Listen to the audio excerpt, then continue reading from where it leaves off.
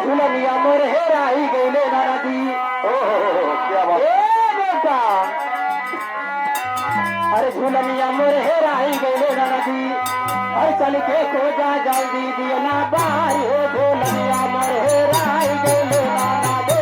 चल के खोजा जल्दी दियो ना बार हो झुलनिया मोर हेराई गईले नाना दे। चल के खोजा जल्दी दियो ना बार हो झुलनिया मोर हेराई गईले नाना दे।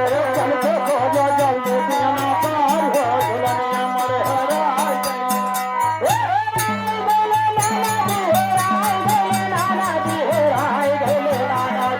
चल के खोजा जल्दी दियो ना बार हो बापे सतरो कई कमाए।